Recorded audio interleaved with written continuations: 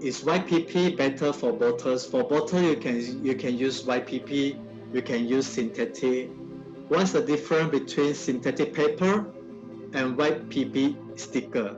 YPP is glossy and synthetic is a matte type for the different appearance. Synthetic is strong glue type. YPP is normal glue. Can YPP be used for frozen food as well? The temperature we apply is 10 degrees Celsius up to room temperature. So YPP and synthetic paper, we can use it for the frozen food. Can our sticker material be used for the outdoor? Due to the printing technology that we have, our printing ink is not mainly for the outdoor purpose. If you want to sustain it, you can apply the lamination UV to protect, but it's not for long-term use for the outdoor purpose, mainly for the indoor. What are the stickers that we can use to apply on the curvy surface? The curvy surface, usually we will need a stronger adhesive and also the thinner festoon. So that's why we will encourage you to have the sample proof, because it also depends on the dimension they are going to apply. So basically, customer using the synthetic YPP, we have one question. Matte zero polyester can withstand high temperature.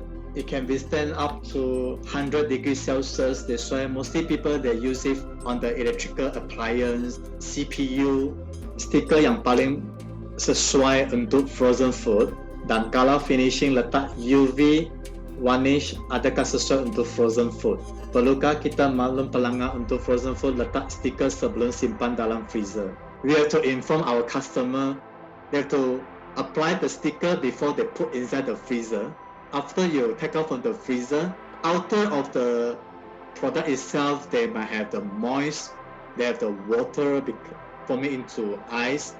It will prevent the adhesive stick on top of the substrate.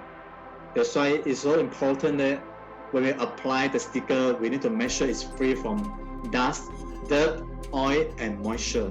Is the ink on the sticker surface toner based? No.